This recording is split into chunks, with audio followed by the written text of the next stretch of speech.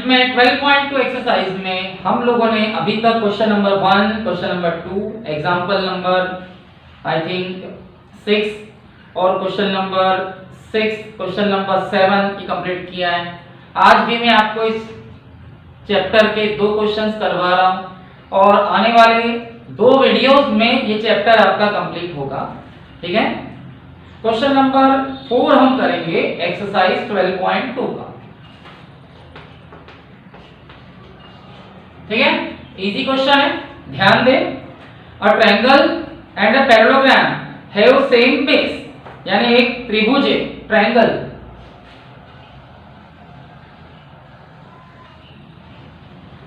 ठीक है, और एक समांतर चतुर्भुज है पैरेललोग्राम।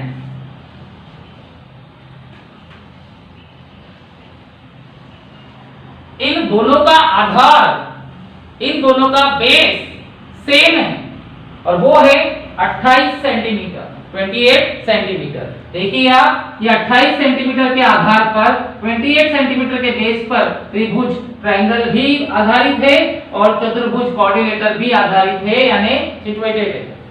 ठीक है, उसने बोला है साइड्स ऑफ ट्रायंगल 26, 28 एंड 30, त्रिभुज की भुजाएं 26, 30 एंड 28 सेंटीमीटर है।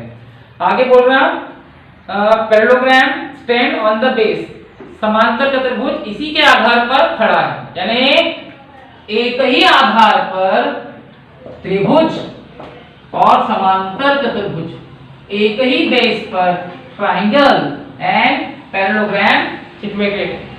ठीक है, ऑन द बेस 28 सेंटीमीटर और आधार 28 सेंटीमीटर है। Find the height of parallelogram, आपको समांतर चतुर्भुज की ऊंचाई निकालनी है। ये समांतर चतुर्भुज की ऊंचाई है, हाइट, क्योंकि ऊंचाई कभी भी सीधी आती है। ठीक है, तो हम लोग क्या करेंगे, इसका ध्यान से सुन ले। सबसे पहले त्रिभुज का क्षेत्रफल निकाला जाएगा, एरिया ऑफ ट्रायंगल। हमारे पास हमारे त्रिभुज की 3 भुजाएं हैं, हमारे ट्रायंगल की 3 साइड्स से। तो आप ए 26 सेंटीमीटर ले ले, बी 30 सेंटीमीटर ले ले और सी 28 सेंटीमीटर ले ले। पहले हम इस त्रिभुज का क्षेत्रफल निकालेंगे, पहले हम इस ट्रायंगल का एरिया निकालेंगे, because we have all sides of triangle. हमारे पास त्रिभुज की सभी भुजाएं हैं, इसलिए त्रिभुज का क्षेत्रफल ट्रायंगल का एरिया पहले निकालेंगे। ठीक है, अब क्यों निकालेंगे बताता हूं। पहले आप एस फाइंड करें, 26, 30 एंड 28/2, इन सबको प्लस करेंगे। ठीक है, तो 8 और 6 14 के 4, एडी में आया 1, 3 2 5 और 2 7 और 1 84/2। ठीक है ना, ये देखिए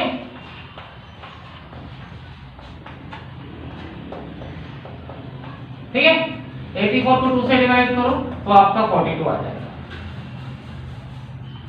ये आप लोगों का ऐसा आ गया। अब हम इसका क्षेत्रफल निकालेंगे, एरिया।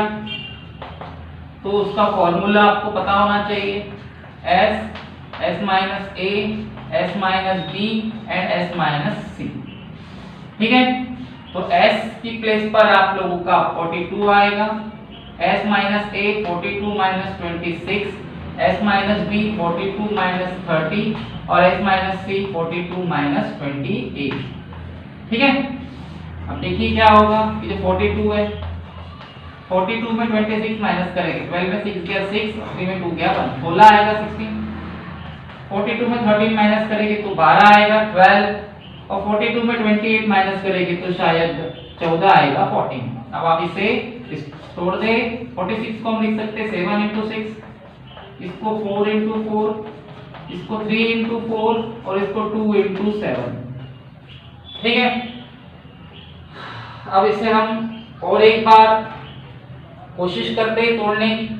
ठीक है, ये जो 6 है इसे हम लिख सकते हैं 2 into 3, इस 4 इन 4 को रहने दे, 3 को रहने दे, इस 4 को भी रहने दे, ये 2 into 7। ठीक है, 7 6 को लिख दिया, 2 into 3 4 4 3, इस 4 को 4 रहने दे, 2 और ये 7।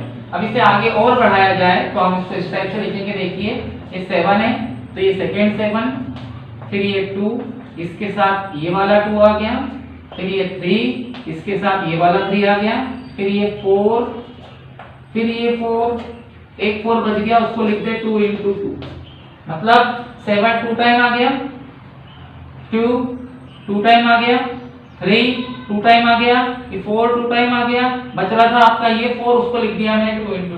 अब आप 7, यहां से 2, यहां से 3, यहां से 4 और यहां से 2, ठीक है। तो इसको 7 2 = 14, 3 = 42, 4 2 = 8, 4 2 = 8, 8 2 = 16 के 6, कैरी में आएगा 1, 8 4 = 32 and 1 33, ठीक है। तो ये आ गया आपका त्रिभुज का क्षेत्रफल, area of triangle. Okay, 1 minute.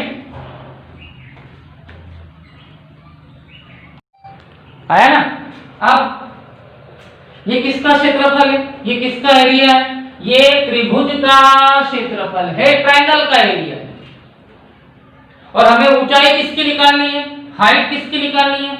हमें इस समांतर चतुर्भुज की ऊंचाई निकालनी है, मतलब पैरेललोग्राम की हाइट निकालनी है। अब यहां पर हमने त्रिभुज का क्षेत्रफल क्यों निकाला, ट्रायंगल का एरिया क्यों निकाला? क्योंकि ये जो त्रिभुज है, ये जो ट्रायंगल है और ये जो चतुर्भुज है, क्वाड्रिलेटरल यानी पैरेललोग्राम, समांतर चतुर्भुज, ये दोनों एक ही आधार पर स्थित है, एक ही बेस पर मौजूद है।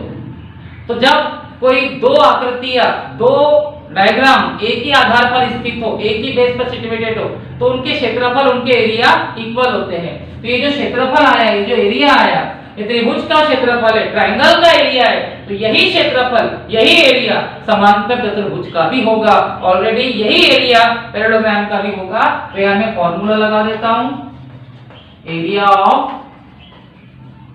पैरेललोग्राम, समांतर चतुर्भुज का क्षेत्रफल, और वो होता है आधार गुणित ऊंचाई, बेस इंटू हाइट, ठीक है। अब क्या होगा, एरिया ऑफ पैरेललोग्राम, समांतर चतुर्भुज का क्षेत्रफल यही आएगा, क्योंकि त्रिभुज और समांतर चतुर्भुज एक ही आधार पर है, ट्रायंगल और पैरेललोग्राम एक ही बेस पर है। तो जो क्षेत्रफल, जो एरिया त्रिभुज के क्षेत्रफल का आया, ट्रायंगल के एरिया का आया, वही क्षेत्रफल, वही एरिया समांतर चतुर्भुज पैरेललोग्राम का भी होगा। आधार बेस की जगह आएगा आपका 28, क्योंकि इसका आधार बेस 28 है, और ऊंचाई की जगह, हाइट की जगह हाइट आ जाएगा, ठीक है। अब क्या होगा, यहां देखिए आप, मैं इस तरफ कर देता हूं, 336 के अपॉन में आ जाएगा 28, यहां निकल जाएगी आपकी ऊंचाई यानी हाइट, ये हाइट है, ठीक है। तो इसको डिवाइड कर दे, ठीक है ना। तो 28 से इसको डिवाइड करेंगे तो 12 आ जाएगा, ठीक है। ऊंचाई, हाइट 12 सेंटीमीटर। ये देखिए आप, 336 को 28 से डिवाइड करेंगे, 28 1 = 28, 13 में एरिया 5 आएगा, 6 आएगा, 28 2 = 56, ठीक है। तो आपकी जो समांतर चतुर्भुज की ऊंचाई है, हाइट ऑफ पैरेललोग्राम, वो 12 सेंटीमीटर आएगी, okay.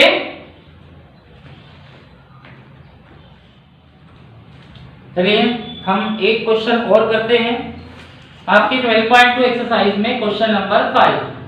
A rhombus shaped field has green grass for 18 cow to graze, यानी एक खेत है और वो खेत समचतुर्भुज यानी रोम्बस के शेप में है। रोम्बस के शेप में एक खेत है, एक फील्ड है, समचतुर्भुज के आकार का एक खेत है, ठीक है। ये आपका क्वेश्चन नंबर 5 है 12.2 का, ठीक है। और इस खेत में घास लगाई गई है और वो घास 18 गायों के लिए, फॉर 18 काउस के लिए रिक्वायर्ड है, मतलब पर्याप्त है। मतलब इसमें जितनी भी घास लगी हुई है, वे घास 18 गाय आराम से खाकर चलती है। समझ में आया? मतलब ये कि ये घास जो लगी है, इसमें लगी हुई घास 18 गायों के लिए पर्याप्त है। ठीक है। If each side of rhombus is 30 metre, इसकी सभी भुजाएं 30 मीटर की है, और वैसे भी रोम्बस की ऑल साइड इक्वल होती है, समचतुर्भुज की सभी भुजाएं सेम होती है।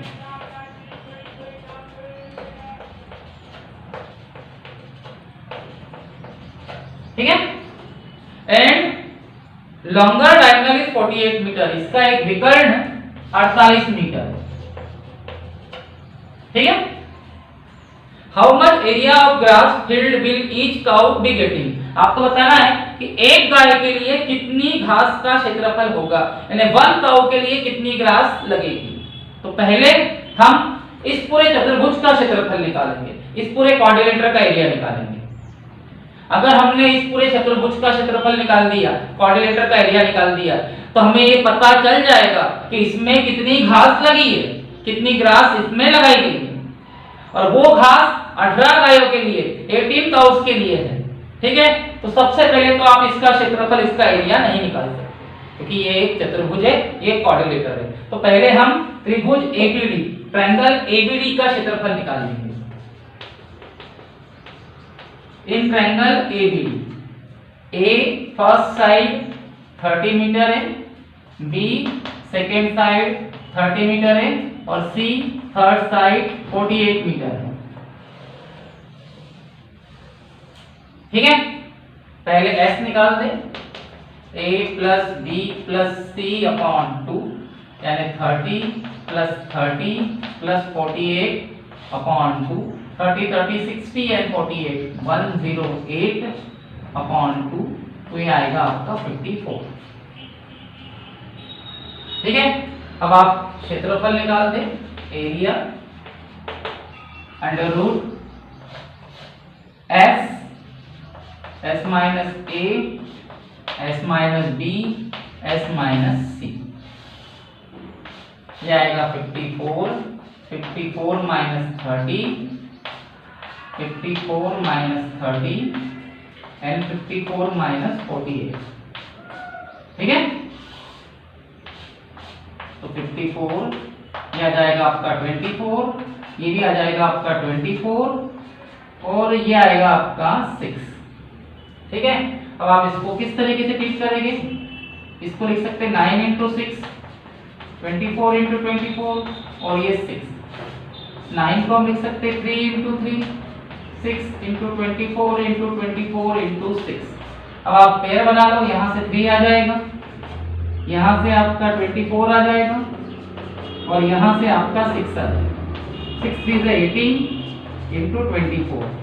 ठीक है। 8 4 the 32 के 2 कैरी में 3 4 1 the 4 और 3 7, 18 2 the 36,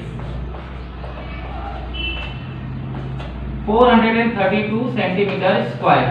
ये इस त्रिभुज का क्षेत्रफल आया, इस ट्रायंगल का एरिया आया। ठीक है। और अगर इसका क्षेत्रफल, इसका एरिया 432 सेंटीमीटर स्क्वायर है, तो इसका क्षेत्रफल, इसका एरिया भी 432 सेंटीमीटर स्क्वायर होगा, क्योंकि ये वाला त्रिभुज, ये वाला ट्रायंगल भी बिल्कुल इसके समरूप है, बिल्कुल इसके सिमिलर है। देखिए 30 30 48, तो यहाँ भी 30 30 48। ठीक है ना। तो हम लिख देंगे as it is triangle BCD area, त्रिभुज BCD का क्षेत्रफल ये भी उतना ही होगा, 432 सेंटीमीटर स्क्वायर। ठीक है। अब इन दोनों को प्लस कर दे, तो चतुर्भुज का क्षेत्रफल आ जाएगा, एरिया ऑफ रोम्बस। तो ऊपर वाले त्रिभुज का क्षेत्रफल, ऊपर वाले ट्रायंगल का एरिया 432 है, नीचे वाले त्रिभुज का क्षेत्रफल, नीचे वाले ट्रायंगल का एरिया भी 432 है। तो इन दोनों को प्लस कर देंगे तो 864 सेंटीमीटर स्क्वायर, ये पूरे चतुर्भुज का क्षेत्रफल, पूरे क्वाड्रिलेटर का एरिया आ गया। अब इस पूरे क्वाड्रिलेटर में, पूरे चतुर्भुज में क्या लगाई गई है, घास लगाई गई है, और वो घास कितने गायों के लिए है, कितनी काउस के लिए है, 18 गायों के लिए। मतलब ये जो आया, ये 18 काउ की ग्रास का एरिया आया, 18 गायों के घास का क्षेत्रफल आया। मतलब ये जो क्षेत्रफल आया, ये जो एरिया आया है, ये 18 गाय द्वारा चली गई घास का क्षेत्रफल है। 18 क्राउ जो ग्रास ईट करती है उसका एरिया है, क्योंकि इस पूरे खेत में, इस पूरे फील्ड में जो घास लगाई गई है, जो ग्रास लगाई गई है, ये उसका क्षेत्रफल है, उसका एरिया है। और इस घास को 18 गाय खाती है, 18 काउ ईट करती है, मतलब ये 18 गायों द्वारा चली गई घास का क्षेत्रफल है, एरिया है। हमको निकालना है एक गाय का, सिंपल 1 काउस ग्रास एरिया, एक गाय द्वारा खाई घास का क्षेत्रफल। तो ये जो एरिया आया है ये 18 काउ का है, 18 गायों का है।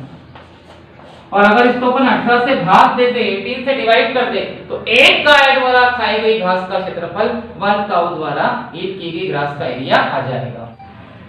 ठीक है ना? तो 864 को 18 से डिवाइड कर दो, 48 सेंटीमीटर स्क्वायर आ जाएगा एक गाय द्वारा खाई गई घास का क्षेत्रफल, area of grass for eating 1 cow. ठीक है?